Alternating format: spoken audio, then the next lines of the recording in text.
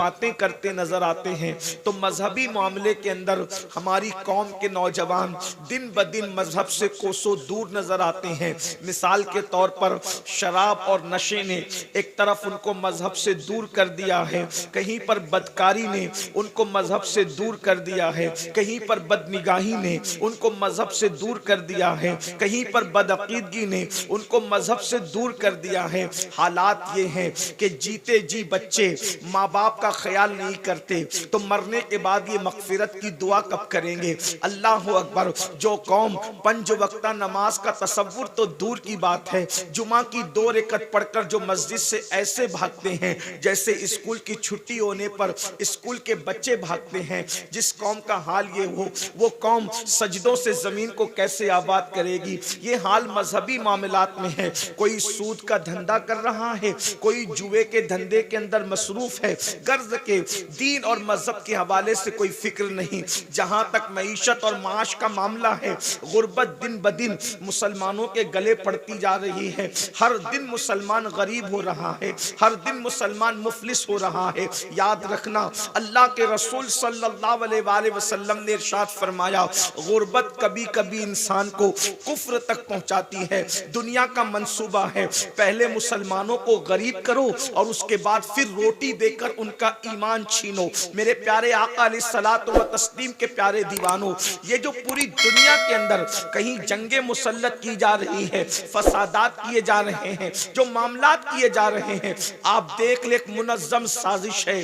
कौम मुस्लिम को गरीब कर दिया जाए, कौम मुस्लिम को मुफलिस कर दिया जाए, इसलिए कि सबका ईमान बिलाल हबशी की तरह तो नहीं हो सकता।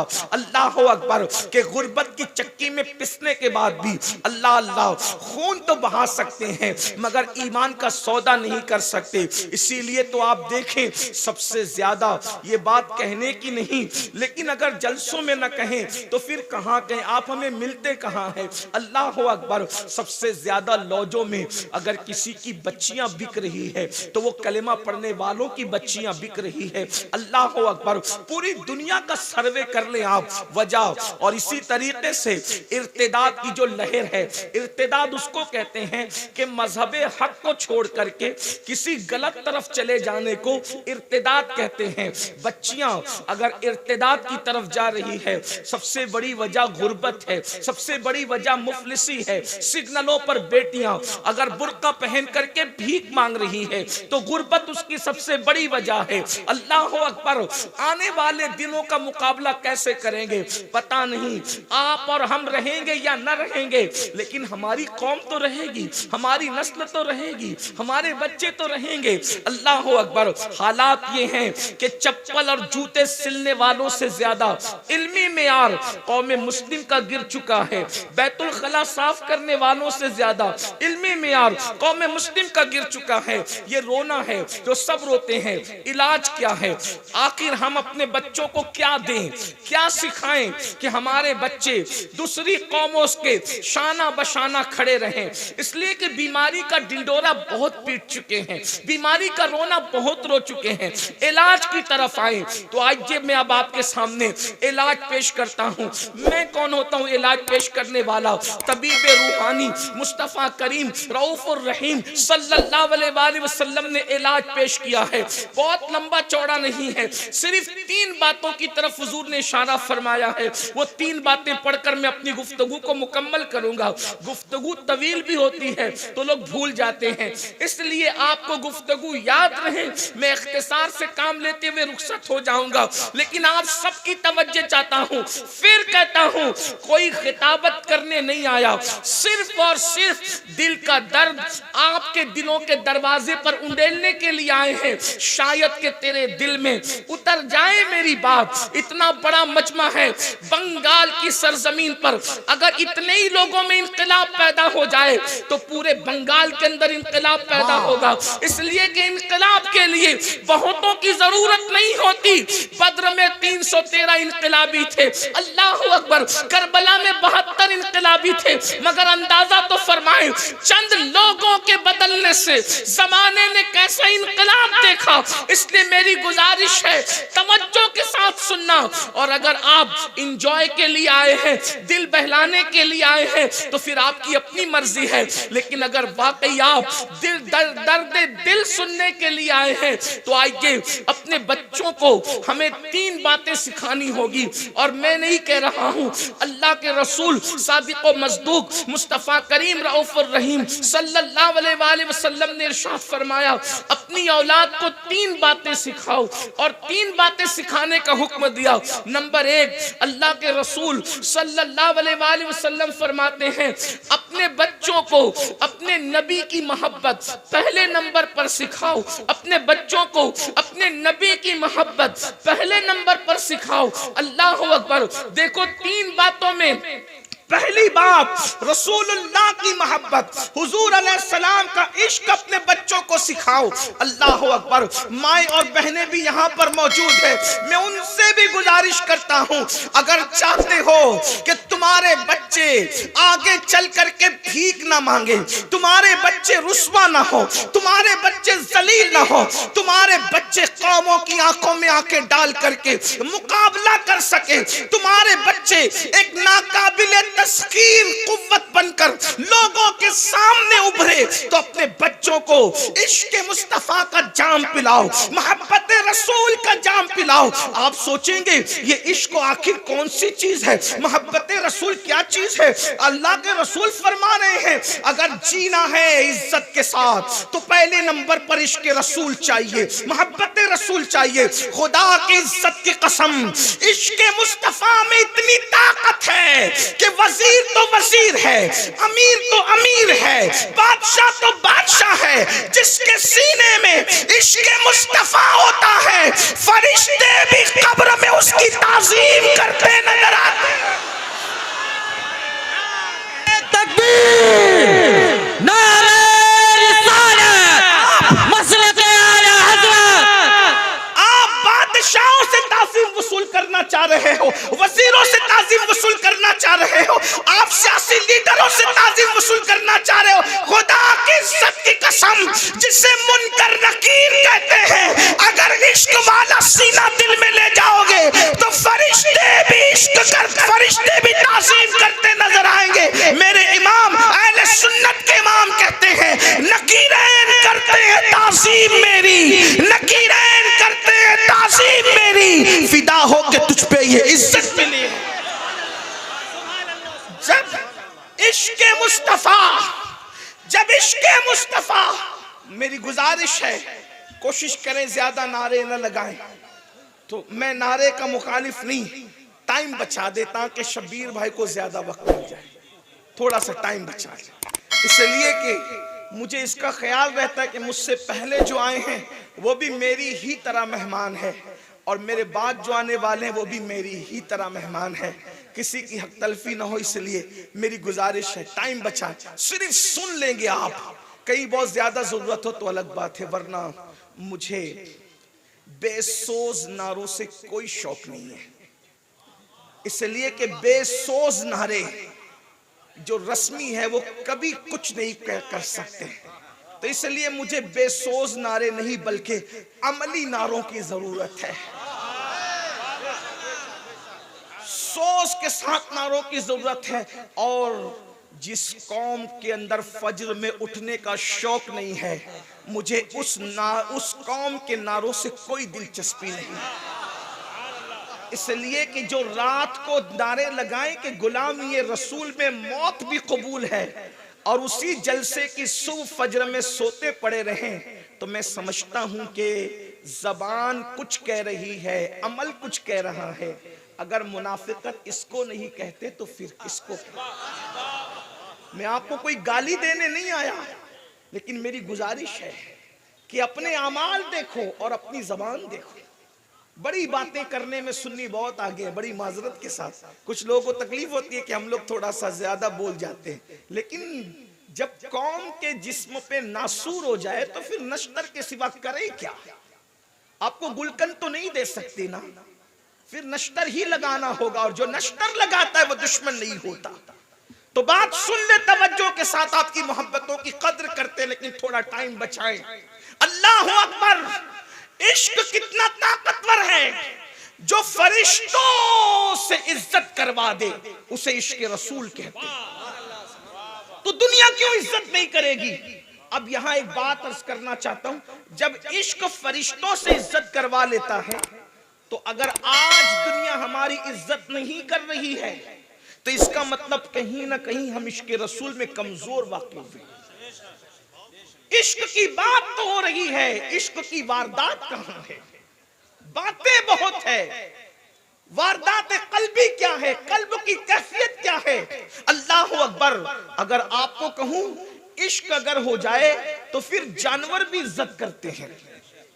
इश्क अगर हो जाए तो जानवर भी इज्जत करते। कोई कहानी किस्से की बात नहीं, हकीकतें हैं। इश्क नाकाबिले तस्खीर कुव्वत का नाम है। एक बात याद रखना, करोड़ों हथियार की कुव्वत वो काम नहीं कर सकती जो इश्क की कुव्वत काम करती है। इसलिए कि हथियार उठते हैं तो काफिर कटते हैं, और इश्क जब उठता है तो फिर काफिर भी ईमान में दाखिल होने का शरफ हासिल कर लेते हैं। क्या तुम्हें नहीं पता, एक आशिक हिंदुस्तान आया था, किसी के मुंह पे एक तमाचा भी नहीं मारा, और 90 लाख को आशिक रसूल बना।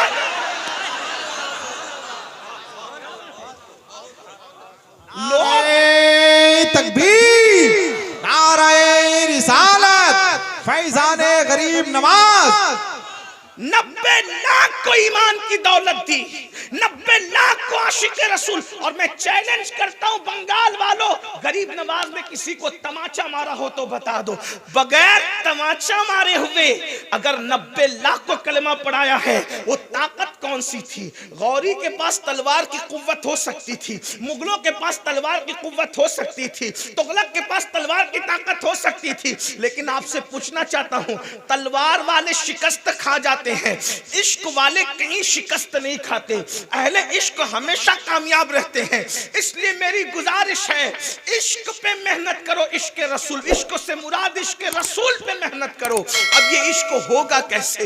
इश्क पैदा करने का तरीका क्या है? नंबर 1, कसरत के साथ खुद भी दुरूद शरीफ पढ़ो, अपने बच्चों को भी दुरूद शरीफ का पाबंद बनाओ। इसी तरह नाते रसूल कसरत से सुनो, अपने बच्चों को भी नाते सुनाओ। आजकल नाते बड़ी टारगेट पर है, लोग नातों की मुखालिफत करते हैं। ये क्या लगा रखा है सुन्नियों ने, ये गाने पे पढ़ते हैं और ये करते हैं और वो करते हैं। हम कहते हैं जालिमों, तुमने कुफरिया गाने के अशार की मुखालिफत नहीं की, तुम्हें रसूलुल्लाह की नाते दिखती है और तुम्हें बिदअत का फतवा सूझता है।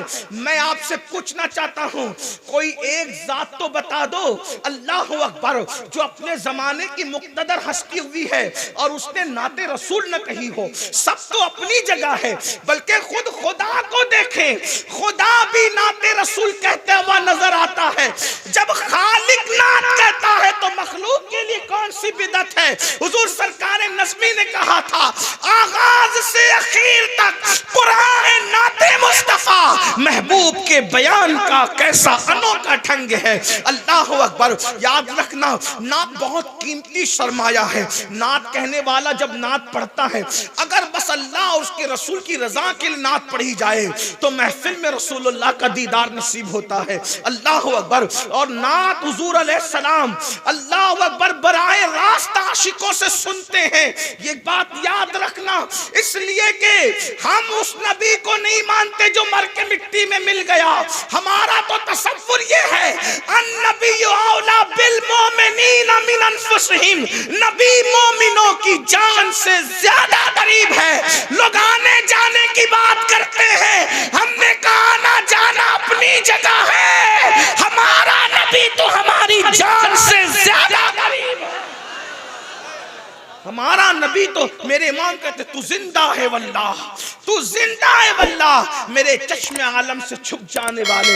खुद भी नाते पढ़ो, बच्चों को नाते सुनाओ, गानों से दूर हो जाओ। इश्क मुस्तफ़ा पैदा करने का सबब दुरूद शरीफ की कसरत, नातों की कसरत। और तीसरी चीज हुजूर अलैहिस्सलाम की सीरत तैयबा के वाक़यात खुद भी पढ़ो, बच्चों को भी पढ़ाओ। अगर नहीं पढ़े लिखे हो तो जो उलमा सीरत के वाक़यात अहले सुन्नत के बयान करते हैं, हुजूर के मोजज़ात बयान करते हैं, उनसे सुनो, दिल में इश्क पैदा होगा। अल्लाह की इज्जत की कसम सुनियो, जितनी खूबसूरत जिंदगी अपने नबी की है, इतनी खूबसूरत जिंदगी किसी की नहीं है। अल्लाह अल्लाह, बेऐब जिंदगी, साफ और शफाफ जिंदगी, इंतहाई तकद्दुस वाली जिंदगी, इंतहाई मुकद्दस जिंदगी। क्या तुमने कभी देखा भी है कि जो गाली सुन करके दुश्मन को दुआ देता है? क्या तुमने कभी सुना भी है अल्लाह अकबर कि जो इतना बुलंद हो कि खुदा उसकी रजा चाहे, वो एक बुढ़िया का बोझ उठाकर उसके घर तक पहुंचाता है?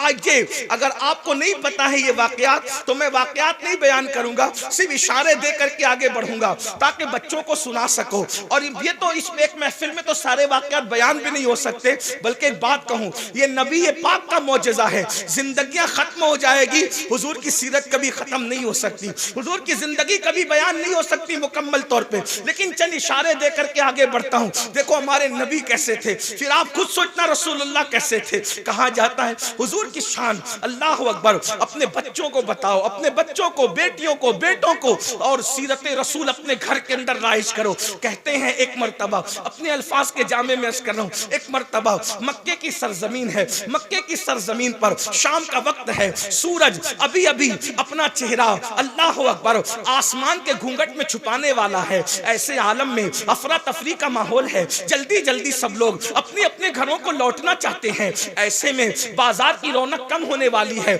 आजकल तो रात के 10-10, 11-11 बजे तक बाजार चलते हैं। बिजली का दौर है, बर्क का दौर है, तरक्की का दौर है, टेक्नोलॉजी का दौर है। उस जमाने में चिराग थे, और चिराग भी सबके घरों में नहीं जलते थे। उस जमाने में चिराग भी सिर्फ मालदारों के घर में जलते थे, बाजार में तो चिराग का तसव्वुर नहीं था। इधर आसमान का सूरज गुरूब होगा, उधर बाजार की रौनक खत्म हो जाएगी, इसलिए जल्दी जल्दी लोग अपने सामान को समेट रहे थे। मगर उस बाजार के अंदर, मक्कतुल मुकर्रमा के बाजार में, एक बुढ़िया थी जो कभी दाएं देखती, कभी बाएं देखती, कभी आगे देखती, कभी पीछे देखती। ऐसे वो देख रही थी जैसे किसी का इंतजार कर रही हो, जैसे वो किसी की मुंतजिर हो। ऐसे आलम में एक जवान, मनमोहनी सूरत वाला, कालियां जुल्फों वाला, चमकते चेहरे वाला, ऐसी चमक उसके चेहरे में कि अल्लाह अकबर, जिससे तारीक दिल जगमगाने लगे। उस चमक वाली रंगत पे लाखों सलाम। नरगिसी आंखों का अल्लाह अकबर जोबन ये है, उठ गई जिस तरफ दम में दम आ गया। उस निगाहे इनायत पे लाखों सलाम। पेशानी का हाल ये है जिसके माथे शफाअत का सहरा रहा। उस जबीने सआदत पे लाखों सलाम। हाथों की कैफियत ये है, अल्लाह अकबर, हाथ जिस समत उठा गनी कर दिया। मौजे बैरे समाहत पे लाखों सलाम। कैफियत ये है कि कभी हलीमा की बकरियों के पीछे चलते आजिज़ी करने पर आ जाए, लेकिन जब अपनी शान दिखाने पर आते हैं तो फिर जिब्रील भी साथ नहीं चल सकते, बल्कि जिब्रील भी थक के बैठ जाते हैं। लोग मेरे नबी को हलीमा की बकरी के पीछे देखकर अपने जैसा क्यों कहते हैं? आसमानों पे जिब्रील को थकाने वाला भी तो देखो। अल्लाह अकबर, जिसके साथ जिब्रील चलते थक जाए उसकी रफ्तार का आलम क्या होगा। मेरे इमाम कहते हैं, थके थे रूहुल अमी के बाजू, कहां वो दामन कहां वो पहलू, रिकाब छूटी उम्मीद टूटी, निगाहे हसरत के वलवले। मेराज बयान हो रही थी अभी 2-4 दिन पहले, लोग मेराज बयान, आप गौर करें जिब्रील कौन है? जो पलक के झपकते सिदरा से जमीन पे आते हैं। रफ्तार ये है, जिब्रील अगर पर खोल करके फिर पर बंद करते हैं, हजारों साल का फासला तय करते हैं, उसको जिब्रील कहते हैं। लेकिन वो जिब्रील थकते किसके साथ है? थकते किसके साथ है? मैंने नारा लगाने से रोका है, सुभान अल्लाह कहने से नहीं रोका, इतना डर करके गुफ्तगू। हाँ भाई, हुजूर का जिक्र आए तो फिर अल्लाह भी सुभान अल्लाह कहता है। लोगों को मैं लोगों को कहता हूं कि जब अल्लाह के रसूल का जिक्र आता है तो अल्लाह भी सुभान अल्लाह कहते हैं। लोग कहते हैं वो कैसे कहते हैं? मेरे का सुभान अल्लज़ी अल्लाह खुद कहता है ना, पहले जिक्र मुस्तफा आ रहा है तो पहले खुद ही कह रहा है सुभान अल्लाह, खुद कह रहा है अल्लाह पाक है। तो आप भी कहिए ना। लेकिन मैं थोड़ी सी बात आपको बताऊं, अगरचे बंगाल में ये शेर की तशरीह थोड़ी मुश्किल है, इसलिए कि यहाँ के लोग बंगला जबान बंगला ही बोलते हैं। हाँ, लखनऊ और दिल्ली वालों को इसकी समझ नहीं आ सकती, तो बंगला वालों को इसकी समझ कम आएगी। लेकिन मैं कोई इसमें डरूंगा नहीं। क्यों? इसलिए कि जबान समझ में आए ना आए, इश्क के जज्बात सबके यकसा होते हैं। जबान वालों को समझाना मुश्किल है, इश्क वालों को समझाना मुश्किल नहीं है। और फिर अगर खानका बुखारिया के सैयद के कदमों में बैठे हो तो और ज्यादा आसान हो जाती है बात। गौर फरमाएं, वो जिब्रील जो पर फैलाकर सिर्फ समेट ले तो हजारों साल का फासला तय कर लेते हैं, उस जिब्रील को थकाना कोई मामूली काम है। और थकन भी कौन सी थकन? मैं कोई बहुत मुवक्किर और इल्म वाला आदमी नहीं हूँ। नकीब साहब ने बड़ी नवाज़िशात की, दुआ करता हूँ कि अल्लाह इनके जुमलों को मेरे लिए दुआ बना के कबूल करे। लेकिन शायद ये मुझे जानते नहीं है, इसलिए इन्होंने इतनी बड़ी बातें कह दी। अल्लाह इनके हुस्न ज़न की लाज रखे, और ये जो दुआ इन्होंने मेरे लिए की, अल्लाह वही दुआ इनके हक में कबूल करे। अल्लाह हमारे उलमा के हुस्न ज़न की लाज रखे। लेकिन इमाम अहले सुन्नत जो 108 उलूम व फ़नून के माहिर थे, उन्होंने जिब्रील अलैहिस्सलाम की थकन बयान की। मेराज में जो थकन जिब्रील है उसको बयान किया। देखो, थकन 3 किस्म की होती है। तवज्जो है आपकी? आप थक जाना तो खामोश हो जाना, मैं समझ जाऊंगा कि मैंने बैठ जाना है। वैसे तो मैं बैठ ही गया हूं, लेकिन मैंने हट जाना है। ठीक है, तवज्जो है आपकी? थकन कितनी किस्म की होती है? जब कोई किसी के साथ चलता है, जब कोई किसी के साथ चलता है तो चलते चलते वो थक जाता है, वो थक जाता है। तो थकने से वो चलना कम कर देता है, लेकिन थक कर अभी वो हिम्मत और उसका शौक कहता है कि चलो चलते हैं। तो थकने के बाद भी वो जो चलने वाला तेज रफ्तार सवार है वो उसका दामन पकड़ लेता है। ये दूसरी किस्म की थकन है। पहले थक जाना, फिर दामन पकड़कर उसके सहारे चलना, और नंबर 3, फिर इतनी थकन हो जाती है कि दामन छूट जाता है और चलने वाला बैठ जाता है। अब ना पैर साथ देते हैं ना दामन साथ देता है, तो वो हैरत से जाने वाले को सिर्फ देखता रहता है। ये तीसरे नंबर की थकन है। पहले थक जाना, फिर दामन पकड़ लेना, फिर थक करके चलने के काबिल न रहना तो दामन का छूट जाना, और जाने वाले को सिर्फ नजरों से टिकटिकी बांध कर शौक से देखना।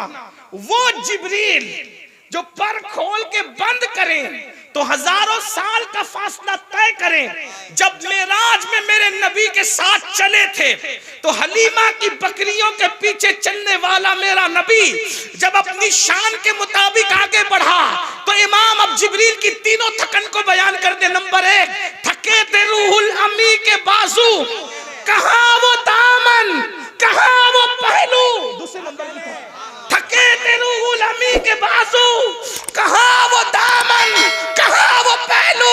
रिकाब छूटी, उम्मीद टूटी, निगाहे हसरत के वलवले। सुभान अल्लाह, वाह क्या बात है। जिब्रील की थकन पहले नंबर की नहीं थी, बल्कि जिब्रील की थकन तीसरे नंबर की थी। ऐसा थक चुके थे कि जा नहीं सकते थे, बस निगाहे हसरत से देख रहे थे। और हुजूर वहां गए फिर जहां जिब्रील का गुमान भी नहीं जा सकता।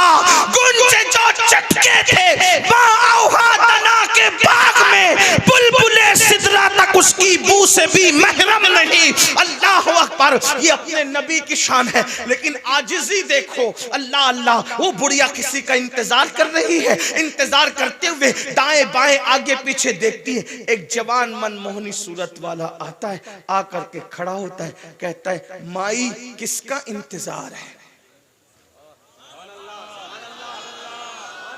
माई किसका इंतजार है। बुढ़िया ने कहा ए जवान, कोई मजदूर चाहिए मेरा सामान बिका नहीं है, मैं उसको सर पे उठा के घर नहीं ले जा सकती, मेरा सामान कोई उठा करके ले जाए। उस जवान ने कहा माई मैं उठा दूं। हाय हाय, गौर तो सुभान अल्लाह। ना मजहब देखा, ना इलाका देखा, ना बिरादरी देखी। देखे तो सही, लोग कहते हैं ये दहशतगर्दी और वो नफरत, हमारे यहाँ नफरतें है ही नहीं। सुभान अल्लाह। हमारा मजहब तो कहता है मोहब्बत सबके लिए, नफरत किसी के लिए नहीं। हम नफरत कहां से लाएं? इसलिए कि नफरत क्या नफरत है। हाँ अलबत्ता ये जरूर है जिससे अल्लाह वो रसूल हुक्म दे दे फिर हम उस पर अमल करने के लिए लाजिम हमारे लिए, क्योंकि हम पाबंद है कुरान और सुन्नत के। फिर क्या हुआ, उस जवान ने उस बुढ़िया का सामान अपने सर पे उठाया, उठा करके बुढ़िया आगे चली, जवान पीछे चला। उसका घर आया, उस जवान ने सामान रख दिया। बुढ़िया ने कहा बेटे मेरे पास मजदूरी देने के लिए पैसे नहीं। जवान ने कहा माई अगर तू मजदूरी देने के लिए पैसे नहीं रखती तो मैं कोई मजदूर भी नहीं, मैं कोई मजदूर नहीं हूँ, मैंने तो इंसानियत के नाते तेरी मदद की है, मैंने कोई मजदूरी नहीं की है। उस बुढ़िया को प्यार आ गया। उस जवान ने कहा अच्छा मैं चलूं? उसने कहा रुक, तेरी सूरत बड़ी प्यारी है, सुभान अल्लाह, तेरी सूरत मन को भाती है, मन भाती तेरी सूरत है। मजदूरी तो नहीं दे सकती, चंद जुमलों का बोझ तेरे दामन में डाल देती हूँ, इसलिए कि पैसों से ज्यादा कीमती कभी कभी नसीहतें होती है। ए जवान इधर आ, गौर से सुन। मक्के में हंगामा है, मक्के में तूफान है, भाई भाई में इख्तिलाफ है, चचा भतीजे में इख्तिलाफ है, मामू भांजे में इख्तिलाफ है, माँ बाप औलाद में इख्तिलाफ है। का क्यों?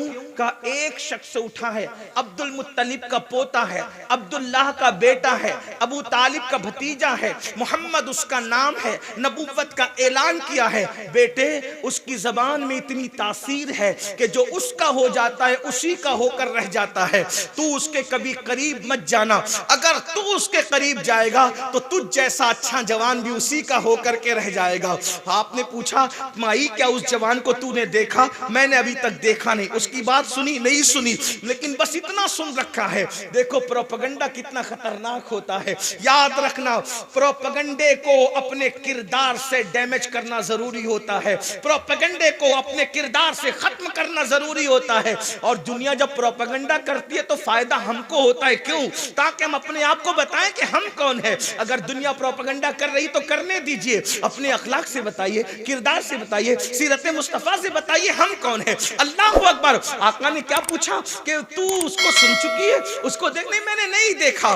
तो कहता है मगर तेरी सूरत प्यारी थी, मैंने चंद नसीहत के जुमले तेरे दामन में डाल दिए। बड़ी सादगी से मेरे मासूम ने कहा, बल्कि सैयदुल मासूमीन ने कहा कि माई तसव्वुर करो जिस मोहम्मद की मुखालफत तुम कर रही हो, अगर वो मोहम्मद मैं ही हूं तो तुम्हारा रिएक्शन क्या होगी, तुम्हारा क्या अंदाज होगा? उस बुढ़िया ने कहा अगर वो मोहम्मद तू ही है तो सारा मक्का झूठ बोल रहा है, तू सच्चा है, मैं कलमा पढ़ के मुसलमान हूं। वाह सुभान अल्लाह, सुभान अल्लाह, बेशक ये अपना नबी।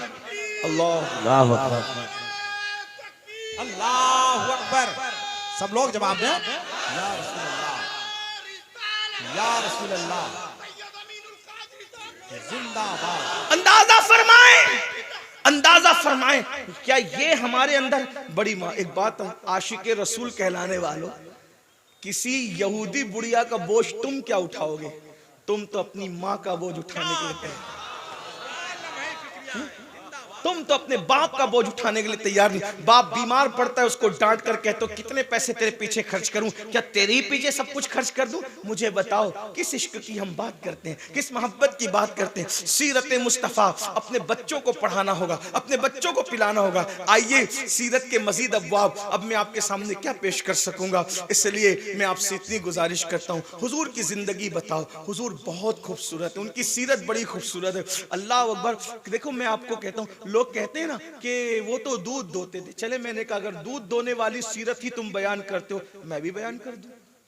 लोग क्या कहते हैं सीरतुन नबी के जलसे में क्या कहते हैं, वो तो दूध दोते थे बकरी का, हमारी तरह थे। मैंने कहा चले दूध दोना तुझे याद है तो मैं भी तुझे बता दूं दूध कैसे दोते थे। मौलवी जी, हम किसी से नफरत की बात नहीं करते, लेकिन हिंदुस्तान के हालात ऐसे होने के बाद भी तुम ऐसी बकवास करते हो। कोई अपने नबी को भी छोटा बना के पेश करता है, कोई अपने कायद को भी छोटा बना के पेश करता है। कलेमा पढ़ते हो या क्या करते हो?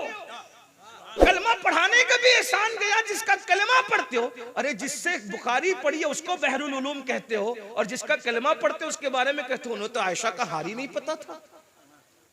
मौलवी को बहरुल उलूम कह रहे हो और नबी के इल्म का इनकार कर रहे हो।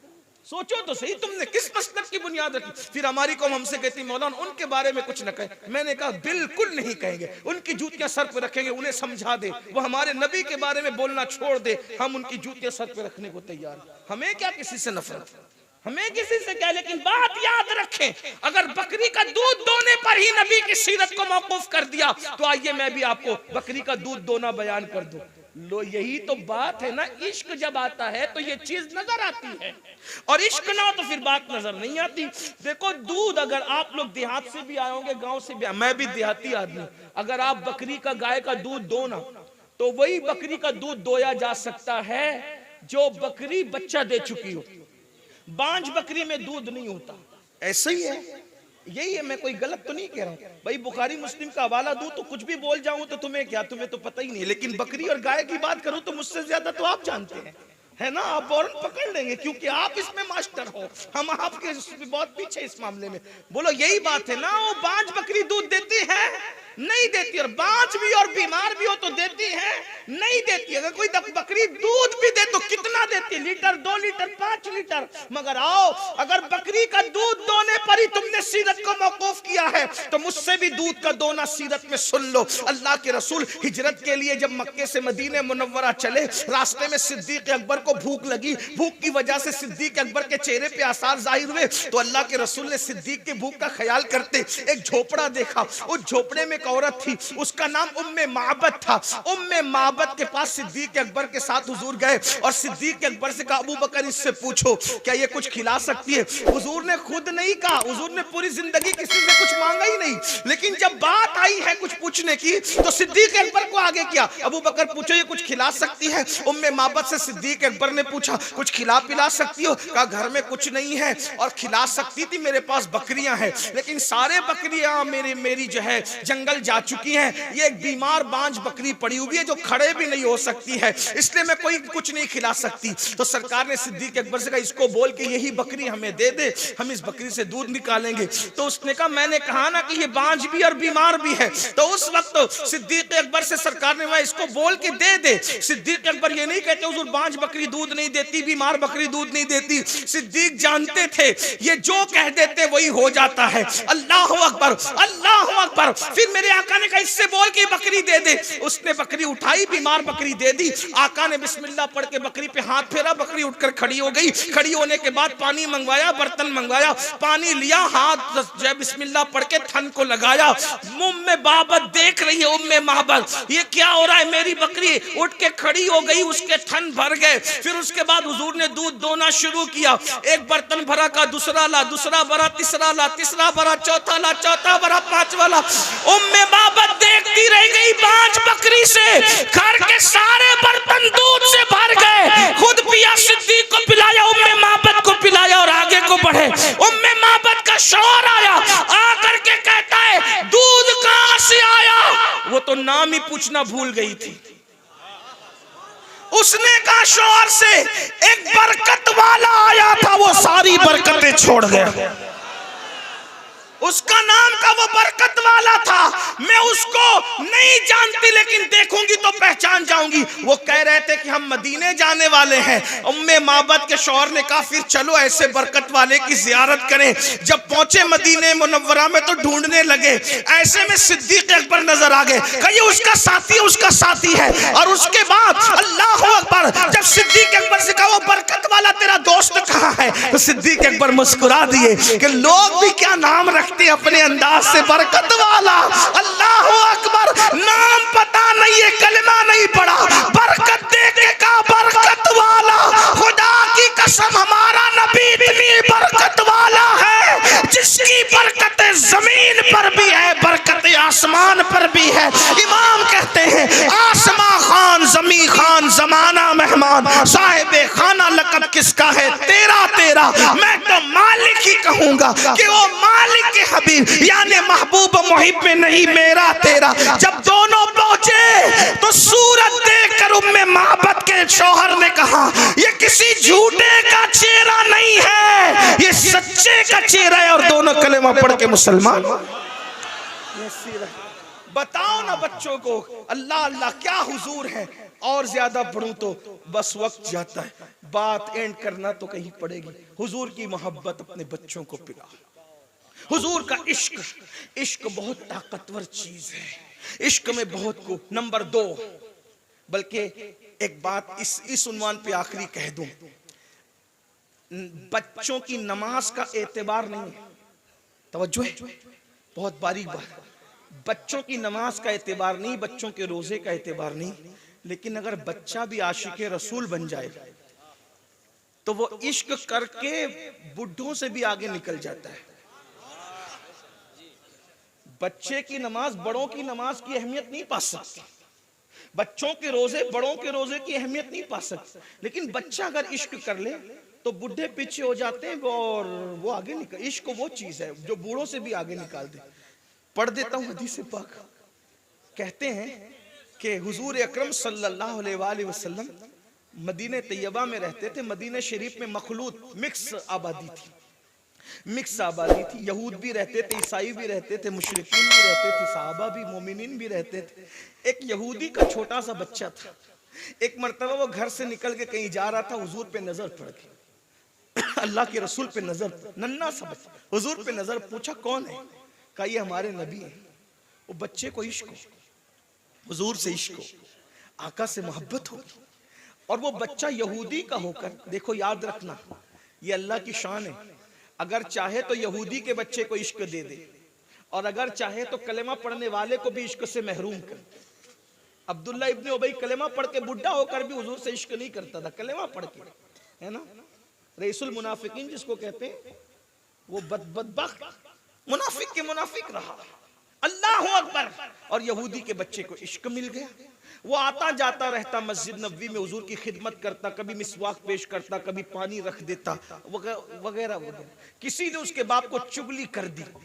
चुगली क्या की कि देख तेरा बेटा तो मुसलमानों के पैगंबर के साथ उठने बैठने लगा है, और वो इश्क करता है, उनसे मोहब्बत करता है, उनसे प्यार करता है, और वो भी उससे प्यार करने लगे। तो यहूदी ने अपने बच्चे से कहा अब तुम घर के बाहर नहीं जाना, तुम घर के बाहर नहीं जा सकते। रोक दिया और कहा कि तुम नहीं जा सकते घर के बाहर। वो रुक गया।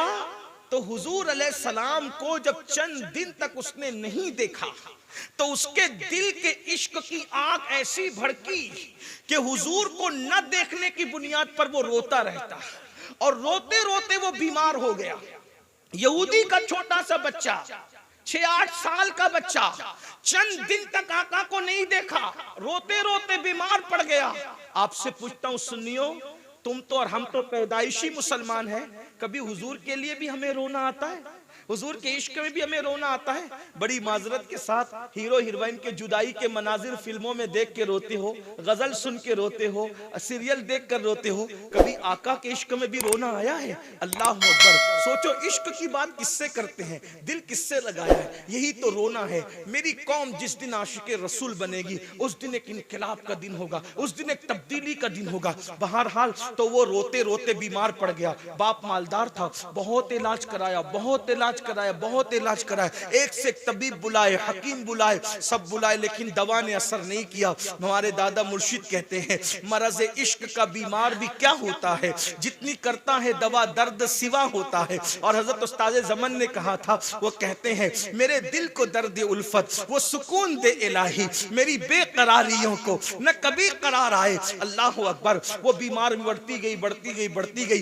एक दिन वो बच्चा बिस्तर पे पड़ा था, मरने के करीब था। बाप बैठे बैठे उसको देख करके रो रहा था। बाप को रोता देखा, दिल नर्म देखा, तो नन्हे से बच्चे ने फायदा उठाकर कहा, बाबा बहुत दिन तक के अब मैं हयात नहीं रहूंगा बाबा, बाबा मैं मर जाऊंगा बाबा, लेकिन एक चीज आपको जाते जाते कह के जाना चाहता हूँ। बाप ने कहा, काश तू बड़ा होता, मैं तेरी शादी करता, तुझे दूल्हा बनाता, लेकिन हाय रे किस्मत, तू बच्चा को मरते हुए मैं देख रहा हूँ, अपने बच्चे को मरते हुए देख रहा हूँ। बच्चे ने कहा, बाबा एक बात कहते हुए जाता हूँ, मुझे कोई बीमारी नहीं है बाबा, मुझे कोई तकलीफ नहीं है बाबा, लेकिन मेरी बीमारी मैं तुम्हें बता दूं, ये हकीम तबीब समझ नहीं सकते मेरी बीमारी को। बाबा जो मेरी बीमारी है वो इश्क की बीमारी है, मैं मरीज इश्क हूँ बाबा, मुझे इश्क का मर्ज हो गया बाबा, लेकिन आपने मुझे रोक दिया। मेरा महबूब है, अगर आप दवा करने की बजाय महबूब की जियारत करा देते तो मैं अच्छा हो जाता, लेकिन बाबा इतनी देर हो चुकी, अब अगर महबूब की जियारत भी करूं तो मैं अच्छा नहीं हो सकता। अलबत्ता इतना है कि मरते मरते मेरी तमन्ना है कि एक झलक मैं अपने आका को देख लूं, अपने महबूब को देख लूं, अपने यार को देख लूं। तो बाप ने कहा, बेटा कौन है तेरा यार, कौन है तेरा महबूब? का बाबा आप उसको बुला कर लाएंगे ना, आप उसको मेरी इत्तला करेंगे ना? बाप ने कहा, बेटा आज तू दुनिया से जा रहा है, पूरी दौलत लुटानी पड़े तो लुटा दूं, इज्जत दांव पे लगाने पड़े तो दांव पे लगा दूं, लेकिन मेरे बेटे आज तेरे लिए सब कुछ करूंगा, बता क्या करना है? वो कहा, वो जो मुसलमानों के पैगंबर है ना, मोहम्मद अरबी रूही फिदा सल्लल्लाहु अलैहि वसल्लम, उन्हीं से मुझे इश्क हो गया है। बाबा उनको इत्तला करे, वो आ जाएंगे, एक झलक उनकी देख लूंगा, फिर मैं दुनिया से चला जाऊंगा। जानते हो मुसलमानों, एक नन्हा सा बच्चा इश्क कर बैठा, उसे इश्क हो गया, अल्लाह अकबर, और उसका बाप परवाह किए बगैर मस्जिद नबवी पहुंचा। पहुंचने के बाद आका से मुलाकात हुई, कहा, मेरा बेटा आपका आशिक है और मैंने उसको रोक दिया था, अब वो मरने के करीब है, आखिरी में एक झलक आपको देखना चाहता है, क्या आप आएंगे? उसी वक्त हुजूर उठकर खड़े हुए, सहाबा से कहा, चलो चल के उससे मुलाकात करते हैं। उस यहूदी के घर अल्लाह के रसूल तशरीफ लाते हैं। देखो, अगर हदीस का इशारतुन नस देखें तो इससे क्या ये इशारा नहीं मिलता, आशिक जब दुनिया से जाने लगता है तो अगर वो चाहें तो फिर सरहाने तशरीफ लाकर बैठ जाते हैं। आशिक का मुकद्दर कितना खूबसूरत है कि वो जाता है तो हुजूर आते हैं। हाय हाय, सरे बाली उन्हें रहमत की अदा लाई है, हाल बिगड़ा है तो बीमार की बन आई है, कैसे करीम आका है, अल्लाह अकबर। आए और आकर उसके सरहाने बैठ गए, उसकी पेशानी पे हाथ रखा और हाथ रख के पूछा, कैसे हो? वो फूट फूट के रोने लगा, रो रहा था और कहा, आका अब मैं जिंदा नहीं रहूंगा, मैं मर जाऊंगा। तो आका ने इतना सुना तो फरमाया, कलेमा पढ़, कलेमा पढ़। उसने अपने बाप को देखा, आंखों ही आंखों में देखा, पूछा क्या करूं, क्योंकि बाप का खौफ भी था। बाप ने आंखों से कहा, क्योंकि वो इश्क देख चुका था, कहा कि जो कहते कर ले। उसने कलेमा पढ़ा, उसने जैसे ही कलेमा पढ़ा, आका उठ के खड़े हुए, बाहर निकले। जैसे ही बाहर निकले, किसी ने आकर इत्तला दी, या रसूल अल्लाह, उस नन्हे से आशिक का इंतकाल हो गया। हुजूर उसका इंतकाल हो गया, उसको ना नमाज का मौका मिला, ना रोजे का मौका मिला, ना हज का, कुछ नहीं। इधर कलेमा पढ़ा हुजूर को देखते हुए सल्लल्लाहु अलैहि वसल्लम, और उधर उसका इंतकाल हो गया। आका ने फरमाया, जाओ उसके बाप से पूछो क्या करना है। अब जरा तवज्जो करें, आशिक को मकाम क्या मिलता है, आशिक को मर्तबा क्या मिलता है। सबसे इश्क किया है, उनसे इश्क करके देखो। सबसे दिल लगाया, उनसे दिल लगा के देखो। सबसे वफा किए, उनसे वफा करके देखो। सबके लिए रो के देखा है, उनके लिए रो के देखो। सबके लिए मेहनतें करके देखिए, उनके लिए भी मेहनत करके देखो। सबके तसव्वुरात में गुम रहे, कभी उनके तसव्वुरात में भी गुम होके देखो, कभी उनके बन कर तो देखो, एक बार कोशिश तो करो, काविश तो करो। अल्लाह अकबर। हुआ क्या? जब कहा गया हुजूर उसका इंतकाल हो गया, फरमाया जाओ उसके बाप से पूछो क्या करना है। उसके बाप ने कहा, यहूदी मजहब रखते हैं हम लोग, ये लाश उठाओ ले जाओ, तुमको जो करना अपने हिसाब से करो। सहाबी लाश उठा करके लाए, या रसूल अल्लाह। उसके बाप ने लाश दे दी और कहा, जो चाहो करो, हम क्या कर सकते हैं। आका ने फरमाया, इसकी मैयत हम उठाएंगे, इसको गुस्ल हमारे यहाँ दिया जाएगा, कफन हम पहनाएंगे, मगर या रसूल अल्लाह जनाजा किसी न किसी के घर से उठना है, ये जनाजा कहाँ ले जाएं, किसके घर से उठाएं?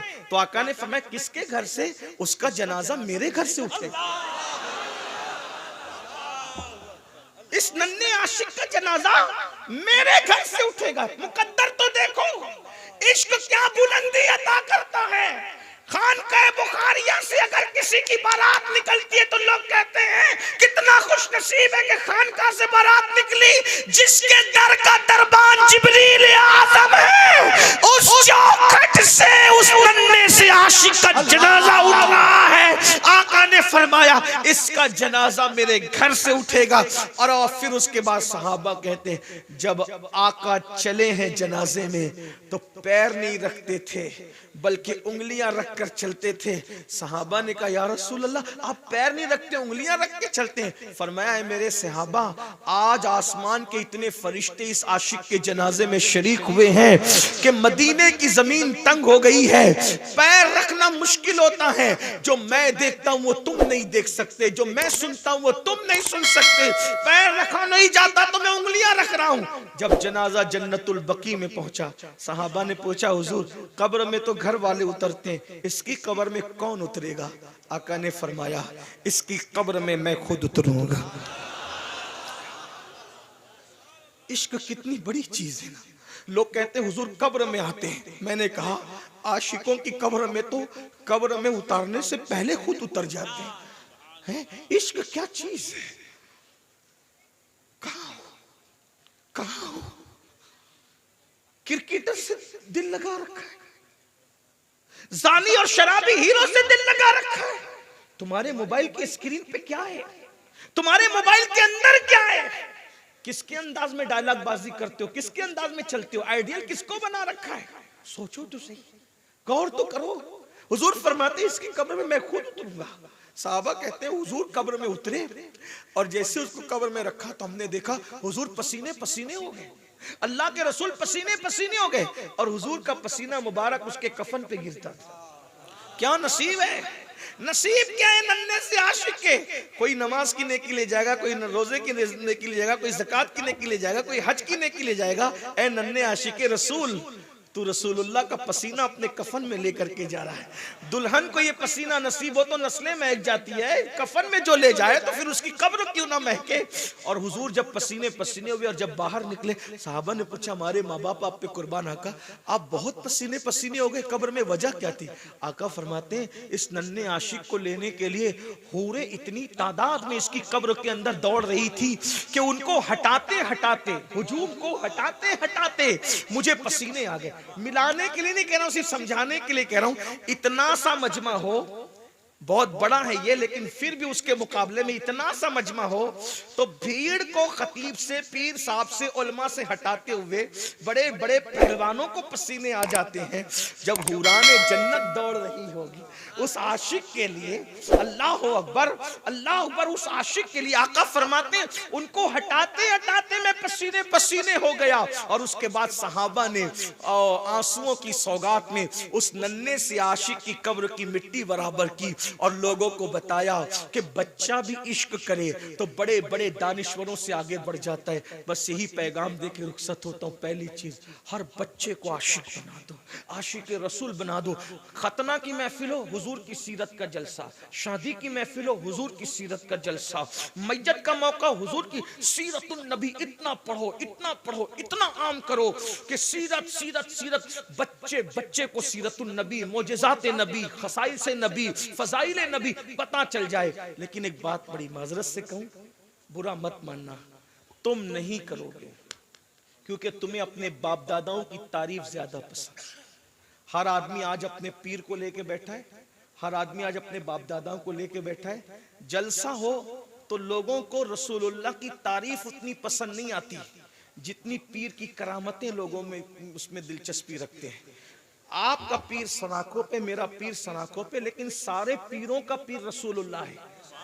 अगर लोग हुजूर से वाबस्ता रहेंगे तो पीरों के भी रहेंगे, अगर हुजूर से टूट गए तो ना किसी पीर के रहेंगे, ना किसी खानका के रहेंगे, ना किसी के मुरीद रहेंगे। इसलिए मेरी गुजारिश है सब पीरों की जिंदगी बयान करो, मना नहीं कर रहा हूं। लोग क्लिपे काट कर मुझे बदनाम कर, देखो पीरों की मुखालफत कर दी, मैं मुखालफत नहीं कर रहा हूं, बयान करो, मगर सबसे ज्यादा हुजूर को बयान करो, सबसे ज्यादा हुजूर को बयान करो। याद रखना, आपसे माजरत के साथ कहूं, मिलाद के जलसे में भी अब आपकी अगर सीरत बयान नहीं होगी तो हुजूर को मुंह क्या दिखाओ?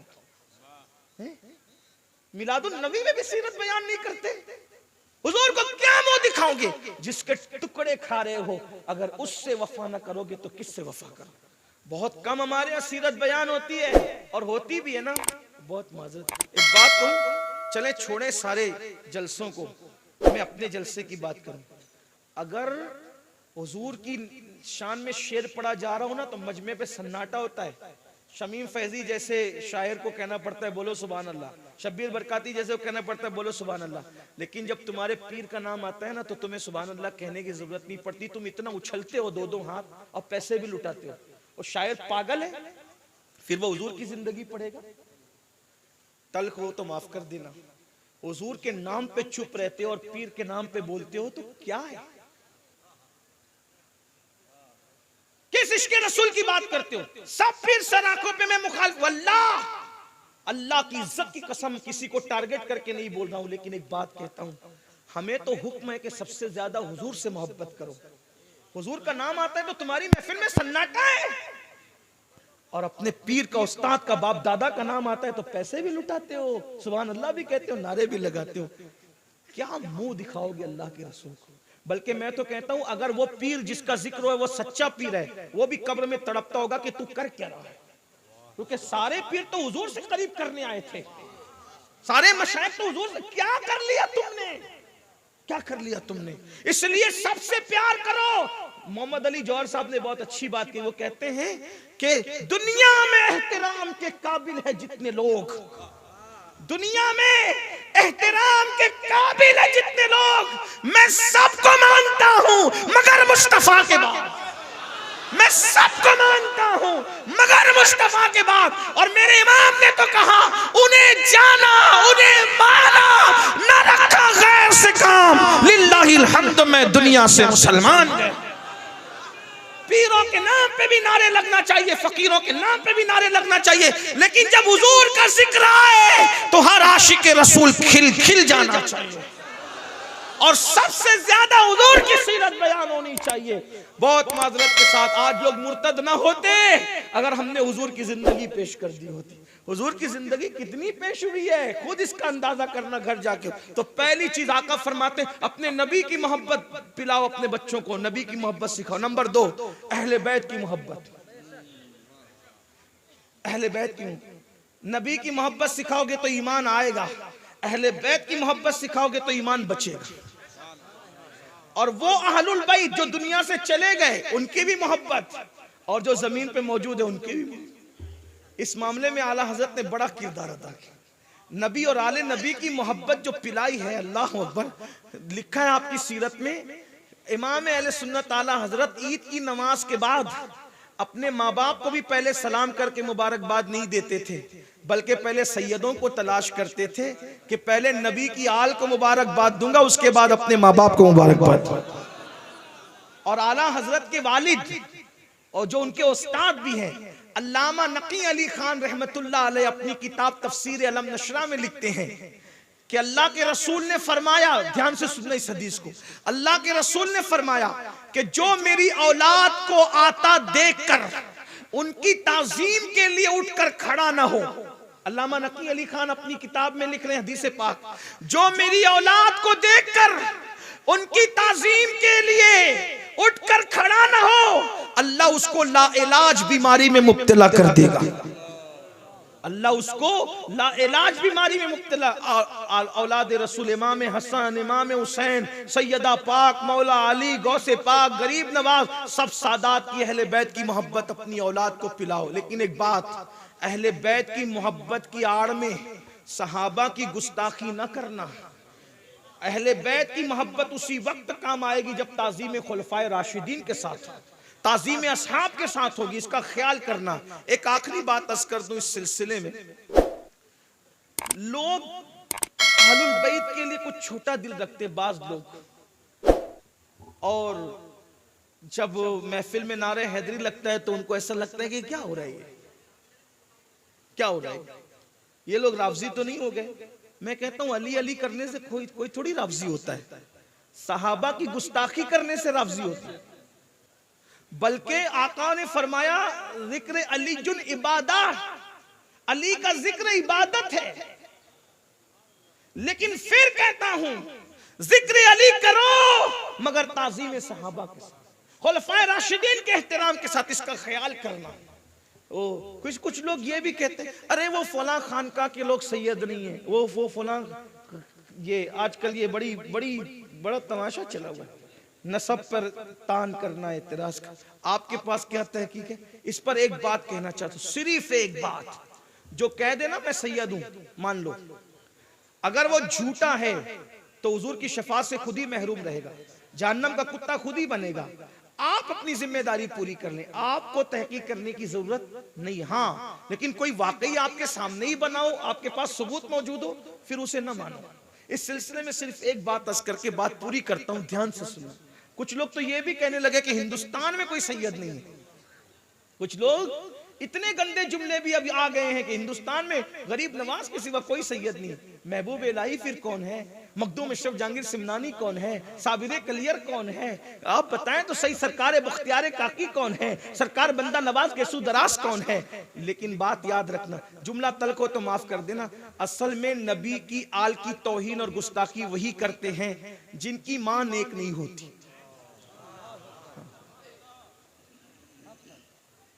ताज़ीम आले रसूल के लिए बाप का एक और माँ का नेक होना जरूरी होता है। अगर समातों में बार ना हो तो एक जुमला कह के आगे बढ़ जाओ, जो चंदे से पैदा होते हैं फिर वो रसूलुल्लाह की आल का हक नहीं मानते। ये बात याद रखना, आले रसूल का हक वही मानेगा जिसका खून में हलालपन होगा। और याद रखो ये कितना बुलंद करता इंसान को। अल्लामा अरशदुल कादिर रहमतुल्लाह अलैह ने बड़ी खूबसूरत बात लिखी है, उसको पेश करके बात पूरी करता हूं। एक मर्तबा का वाकया है, एक गरीब सी सैयदजादी, एक बहुत गरीब मुफलिसी ने घर देख लिया था, गरीब थी, हालात की मारी, हालात की सताई हुई। बच्चियों को एक जगह पर रुकाया, दुपट्टे फट गए, कपड़े फट गए, पहनने के काबिल नहीं थे। सोचा चलो मुसलमानों से कुछ तलब करें, ऐसे भीख मांगेंगे तो लोग कम देंगे और नसब बता के मांगेंगे तो कुछ ज्यादा मिल जाएगा। एक सौदागर के दरवाजे पे पहुंची और पहुंचने के बाद कहा, बाबा हमारी मदद कर दो, हम सैयद लोग हैं। तो उस सौदागर ने कहा, बड़ा सखी कहलाता था, उस सौदागर ने कहा, जिसको देखो वो सैयद बन के चला आता है, जिसको देखो। अगर तुम सैयद हो तो तुम्हारे पास सैयद होने की सनद क्या है, शजरा कहाँ है, निशानी क्या है, सबूत क्या है? उसने कहा, बाबा जो रोटी के टुकड़े को मोहताज हो वो शजरा नसब लेके कहाँ घूमेगा? हम तो बस इतना ही कह रहे हैं कि है तो है, हम क्या सबूत पेश करें, हमारे पास तो कोई सबूत ही नहीं। कहा कि चले जाओ यहां से, सबूत नहीं तो हम तुम्हें कुछ नहीं देते। फिर क्या हुआ? इधर वो वहां से हटी, एक मजूसी था, आतिश परस्त, आग का पुजारी, उसने ये मंजर देखा। वो वहां पहुंची और कहा, मैं मुसलमानों के पैगंबर की बेटी, उनकी आल में से हूं, मेरी मदद कर सकते हो? मजूसी था, आतिश परस्त था, आग का पुजारी था, लेकिन कहा, अच्छा मोहम्मद अरबी की शहजादी हो, आप मेरे घर में आए। ये घर मेरा नहीं है, आपका है, क्योंकि जिसके दरवाजे से कोई वापस न जाता था, अगर आज उसकी शहजादी हालात की मारी है तो मैं धक्के न दूंगा। ये घर आपका है, मैं आपका गुलाम हूं, मेरी बीवी आपकी कनीज है। और खुद की बीवी को भेजा कि जाओ उनकी शहजादियों को ले आओ, कपड़े दिए, खाना दिया, कमरा दिया, इसी में रहो, ये आपका घर है। अल्लाह अकबर। रात हुई, वो सौदागर कलेमा पढ़ने वाला सोया, क्या देखा? मैदान महशर बपा है, जन्नती जन्नत में जा रहे हैं, जहन्नमी जहन्नम में जा रहे हैं। तो हुजूर शफात कर कर के जन्नतियों को जन्नत में भेज रहे हैं। ये जनाब सौदागर साहब भी आए और आने के बाद कहने लगे, हुजूर मैं भी तो उम्मती हूं ना आपका, मेरी भी शफात करें। आका फरमाते, उम्मती है, तेरे पास सबूत क्या है? मेरे उम्मती होने का तेरे पास सबूत क्या कि तू मेरा उम्मती है? मेरी शहजादी हालात की मारी आई थी तो तू उससे सबूत मांग रहा था? निकल जा यहां से, उससे सबूत मांगने वाले निकल जा। जब धुतकार दिया गया और धुतकारने के बाद आंख खुली, परेशान हुआ, चिल्लाने लगा, पागलों की तरह चिल्लाने लगा। और फिर जब नौकरों ने, खादिमों ने, घर वालों ने कहा क्या हुआ, तो सारी दास्तान और रुदात बताई। और जब रुदात बताई तो फिर क्या हुआ, कहा ढूंढो उस शहजादी को, सैयदजादी को। जब ढूंढा गया तो किसी ने बताया कि मजूसी के दरवाजे पर गई थी आपके बाद। मजूसी के दरवाजे पे सुबह को पहुंचे तो क्या कहा हक से, तुम काफिर हो, तुम मजूसी हो, हम मुसलमान हैं, नबी की आल पर हमारा ज्यादा हक है, इसलिए शहजादी वापस करो, हम अपने घर ले जाएंगे। और मजूसी ने कहा, आई थी तो धक्के दे करके भगाया है तुमने, और आज लेने आए हो, और फिर उसके बाद रात धुतकारे गए हो, तो अब तुम्हें सैयदजादी की हमदर्दी आई है। तो उस मजूसी से कहा, तुम्हें कैसे पता कि धुतकारे गए हैं? कहा, जिस ख्वाब में तुझे धुतकार के भगाया जा रहा था, उसी ख्वाब में मुझे कलेमा पढ़ा के कहा जा रहा था, मेरी आल की खिदमत की है, कलेमा पढ़ो और जन्नत में अपना ठिकाना दे। नारे तकबीर, इसलिए नारे रिसालत। हुजूर की आल से मोहब्बत करो, अहलुल बैत से मोहब्बत करो, गैर मशरूत मोहब्बत करो, इसका अच्छी तरह से ख्याल करो। कुरान कहता है, कुल ला अस्अलुकुम अलैहि अजरा इल्लल मवद्दत फिल कुर्बा। अल्लाहु अकबर। कि अल्लाह फरमाता है, महबूब आप फरमा दे कि मैं तुमसे कुछ अजर नहीं मांगता, बस इतना चाहता हूं कि तुम मेरी कराबतदारों से मोहब्बत करो। और एक बात ये भी याद रखना, आका इरशाद फरमाते हैं, जो मेरी अहले बैत की मोहब्बत पे मरेगा वो ईमान पर दुनिया से जाएगा, उसका खात्मा बिल खैर होगा, वो शहादत की मौत मरेगा। अहलुल बैत से मोहब्बत करने वाला जन्नत में ऐसे ले जाया जाएगा जैसे दुल्हन को सजाकर दूल्हा के घर ले जाया जाता है। और मेरे इमाम ने जब अहले बैत की शान बयान की तो किस अंदाज से कि इमाम कहते हैं, खून खैरुर रसूल से है जिनका खमीर, उनकी बेलोस तीनत पे लाखों सलाम। और कहते हैं, आबे ततहीर से जिसमें पौधे जमे, उस रियाज़े निजाबत पे लाखों सलाम। सैयदा ज़ाहिरा तैयबा ताहिरा जाने अहमद की राहत पे लाखों सलाम। इसलिए मेरी गुजारिश है, आका ने दूसरी चीज क्या फरमाई? पहली चीज नबी की मोहब्बत, आले नबी की मोहब्बत, और तीसरी चीज अपनी औलाद को कुरान की तालीम दो, कुरान सिखाओ। कोई बच्चा कुरान के बगैर न रहे, कुरान की तालीम दो। शायद पिछले साल मैं इस पे तफसीली गुफ्तगू कर चुका हूँ। अल्लाह पाक से दुआ है, अल्लाह पाक सबसे पहले मुझे आप सबको अमल की तौफीक अता फरमाए। गुफ्तगू के दरमियान कोई गलती हो तो अल्लाह ताला माफ़ फरमाए। जाना नहीं है आपको, नात शरीफ सुनना है, नात शरीफ सुनना है और अदब से सुनना है। एक बात नात शरीफ के बारे में कह दूं, एक बात सुन ले, एक बात सुन, नात शरीफ की क्या बरकत है, नात शरीफ की सुन ले। मैं बात मेरा उन्वान पूरा हो गया, लेकिन सुनो नात शरीफ की क्या बरकत। अल्लाह अकबर। एक बहुत बड़ा नाम है नात खानों की दुनिया में, अल्लामा शरफुद्दीन बोसीरी रहमतुल्लाह अलैह। क्या नाम है? शरफुद्दीन। मिल के बोलो, क्या नाम है? शरफुद्दीन। एक उनका कसीदा है, उसका नाम है कसीदा बुर्दा। क्या नाम है उसका? कसीदा बुर्दा। कहते हैं चादर को, चादर वाला कसीदा। क्यों नाम पड़ा पता है? ये शरफुद्दीन बोसीरी बड़े शायर थे। शायर साहब अगर मौजूद हो थोड़ा उनकी तवज्जो चाहता हूं। बड़े शायर थे और बादशाहों की शान में कसीदे लिखते थे। एक दिन एक मजजूब वली से मुलाकात हुई, उतने बड़े आलिम शायर। तो मजजूब बाबा ने क्या कहा, शरफुद्दीन तू इतना बड़ा आलिम, इतना बड़ा शायर, क्या कभी तूने रसूलुल्लाह की जियारत की है? हुजूर को ख्वाब में देखा है? ओहो, बिजली गिर गई। अरे मैं हाजी, नमाजी, नेक, आलिम, शायर, परहेजगार, मैंने अब तक आका को नहीं देखा। रो पड़े। मजजूब से कहा, सरकार नहीं देखा। तो कहा, जब तू दूसरों की तारीफें करता फिरेगा तो क्या हुजूर को तू ख्वाब में देखेगा? अरे हुजूर की तारीफ कर फिर देख। बस दिल पे चोट लग गई, बात लग गई, इस्तीफा लिख दिया। बादशाह सलामत।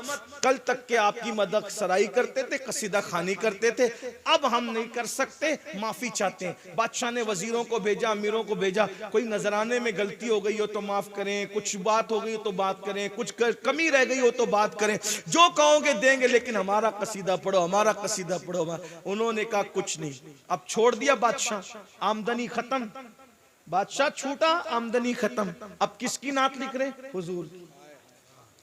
हुजूर की नाम आमदनी, हुजूर की नात लिखने में कोई आमदनी नहीं। बादशाह के कसीदे में बड़ी बड़ी आमदनी। मगर याद रखना, बादशाह देते हैं तो अपनी औकात के मुताबिक देते हैं, मेरे नबी देते हैं तो फिर अपनी शान के मुताबिक देते हैं। हाय हाय। इसलिए हुजूर की मिदत हुजूर के लिए कोई करके देखे, फिर देखे वो मुकद्दर का सिकंदर न बने। तो हुजूर की मिदत हुजूर के लिए करके देखे। मेरे इमाम से जब वो नानपारा के नवाब ने कहा था जरा हमारे लिए भी कुछ लिखे, तो मेरे इमाम ने कलम उठाया लिखने के लिए, मगर उसके लिए नहीं लिखा। क्या लिखा पता है? वो कमाल हुस्न हुजूर है कि गुमान नक्स जहां नहीं, यही फूल खार से दूर है, यही शम्मा है कि दुआ नहीं। मैं निसार तेरे कलाम पे मिली यूं तो किसको ज़बान नहीं। वो सुखन है जिसमें सुखन ना हो, वो बयां है जिसका बयान नहीं। फसहा अरब के बड़े बड़े तेरे आगे यूं है दबे लचे, कोई जाने मुंह में ज़बान नहीं बल्कि जिस्म में जान नहीं। या रसूल अल्लाह करूं तेरे नाम पे जा फिदा, न बस एक जा दो जहां फिदा, दो जहां से भी नहीं जी भरा, करूं क्या करोड़ों जहां नहीं। और फिर कहते करूं मधा अहले दुअल रजा, पड़े इस बला में मेरी बला, मैं गदा हूं अपने करीम का, मेरा दीन पारे ना नहीं। रोटी का टुकड़ा मेरा दीन नहीं है कि मैं नवाबों के लिए लिखता फिरूं, इसलिए हमारी जबान बड़ी कीमती है। नबी की नात नबी के लिए कह के देखो फिर क्या करम होता है। शरफुद्दीन लिख रहे हैं, मगर याद रखना हुजूर से इश्क करो, कोई जांचे ना जांचे, कोई इम्तिहान ले ना ले, हुजूर खुद ही पहले इम्तिहान लेने लग जाते। अल्लाह अकबर, हुजूर खुद ही इम्तिहान। मैंने भी अर्ज किया है हुजूर के इम्तिहान की तरफ इशारा करते, कोई शायर तो नहीं हूं लेकिन हुजूर की तरफ मैं कह के ये शबे हिज्र है और पिछला पहर है, शबे हिज्र है और पिछला पहर है, चले आओ दीदा वो दिल मुंतजिर है, तुम्हें एक खस्ता जिगर तक रहा है, अमीने हजी शौक में जग रहा है, मलीहे अरब अब मलीहे अरब तुम नकाब अब उलट दो, मलीहे अरब तुम नकाब अब उलट दो, मेरे जख्म दिल की नमक पाशी कर दो, बहुत आजमाते हो तुम, बहुत याद आते हो तुम। ये मैंने अर्ज किया था, शायर नहीं हूं लेकिन कभी कभी कुछ लिख देता हूं। एक बात अर्ज की थी कि काश आंखों में मुझको रख लेते, काश आंखों में मुझको रख लेते, सुरमए चश्म बन गया होता, देखकर मुझको जीनतें करते, देखकर मुझको जीनतें करते, आईना उनका बन गया होता, देखकर मुझको जीनतें करते, आईना उनको बन गया होता। और एक शेर बहुत खूबसूरत मुझे लगता है, अच्छा भी लगता है, तो मैंने भी अर्ज किया है हुजूर अलैहि सलाम की शान में, काश मुझको लेके जाते, काश वो मुझको लेके जाते सहरा में, सही याद नहीं आ रहा है, काश मुझको रोज लेके जाते सहरा में, हलीमा दाई की बकरी ही बन गया होता। और मक्ते में अर्ज किया था कि अमीन खस्ता का उठता जनाजा तैबा में, अमीन खस्ता का उठता जनाजा तैबा में, मुराद अपनी बिचारा ये पा गया होता, मुराद अपनी बिचारा ये पा। इस तरह से कभी कभी कुछ बगैर तुक के बेजोड़ जुमले जोड़ करके नातें कभी कहने की कोशिश की जाती है, तो हम भी उस सफ में खड़े हैं कि काश करम हो जाए। तो शरफुद्दीन बोसीरी लिखते हैं, अल्लामा शरफुद्दीनात लिखते हैं, आमदनी बंद हो गई, अचानक बीमार हो गए, और बीमारी इतनी बड़ी कि फालेज हो गया, लकवा हो गया, लकवा। अब ना आमदनी है, ना खाना है, ना पीना है, परेशान है। ऐसी हालत में सोचा किसको याद करूं, किसको पुकारूं, तो कलम उठाया और कलम उठाकर उसी बीमारी के आलम में एक कलाम लिखा, अरबी है में वो है, मौला यसल्ले वसल्लिम दाइमन अबदा अला हबीबिका खैरिल खल्क़ि कुल्लिहिम हुवल हबीबुल्लज़ी तुरजा शफ़ाअतुहु लिकुल्ली हौलिन मिनल अहवालि मुक्तहमी या अकरमल खल्क़ि माली मन अलूज़ु बिही सिवाका इंद हुलूलिल हादिसिल अमामी। और फ़इन्न मिन जुदिका दुनिया व दर्रतहा व मिन उलूमिका इल्मल लौहि वल क़लमी सुम्मा रिदा अन अबी बकर व अन उमर व अन अली व अन उस्मान ज़िल करामी। और फिर कहते हैं या रब्बी जमन तलबना मिनका मग़फ़िरतन व हुस्न ख़ातिमती या मुब्दियन नियामी, या रब्बी बिल मुस्तफ़ा बल्लिग मक़ासिदना वग़फ़िर लना मा मदा या वासिअल करमी। 100 से ज़ायद अशआर है, तकरीबन कमोबेश 150 अशआर लिखे, और लिखने के बाद रो रहे हैं, लिख रहे हैं, रो रहे हैं, लिख रहे हैं, रो रहे हैं, लिख रहे हैं, और फिर उसके बाद आंख लग गई, ख्वाब में हुजूर का दीदार हो गया। महफिल सजी हुई है, महफिल सजी हुई है, हुजूर तख्त पे बैठे, असहाब है, बड़े बड़े अल्लाह वाले हैं। हुजूर कहते हैं शरफुद्दीन तुमने आज रात जो कसीदा लिखा वो मुझे पढ़ के सुनाओ। तो शरफुद्दीन बोसीरी जब उसको पढ़ के सुनाने लगे तो शरफुद्दीन बोसीरी कहते हुजूर वो नात सुनकर ऐसे झूम रहे थे, ऐसा लगता था जैसे फलदार टहनी हवाओं के झोंकों से झूलती है, इतना खुश हो रहे थे। और जब कसीदा सुन लिया तो जो चादर हुजूर ने पहन रखी थी ना चादर, वो शरफुद्दीन बोसीरी के गले में डाल दिया और उनके बदन पे हाथ फेरा।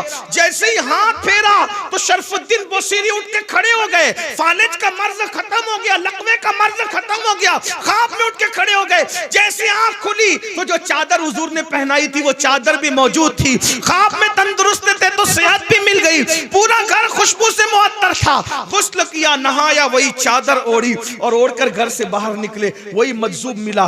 मजजूब ने कहा शरफुद्दीन जो कसीदा रात को तुमने लिखा जरा वो मुझे सुनाओ ना। शरफुद्दीन बोसीरी ने कहा बाबा जो कसीदा रात को लिखा मेरे सिवा कोई नहीं जानता है, वो तुमको कैसे पता चला कि वो कसीदा मैंने लिखा है? तो कहा वो क्या है? मौला सल्लल्लाहु अलैहि वसल्लम लिखा ना तुमने, वो पढ़ के सुनाओ। कहा ये तो किसी को नहीं पता, आपको कैसे पता? वो मजजूब कहते रात को रसूलुल्लाह के दरबार में जो सुना रहे थे ना, उस दरबार में मैं भी मौजूद था। अस्सलामु अलैकुम व रहमतुल्लाह।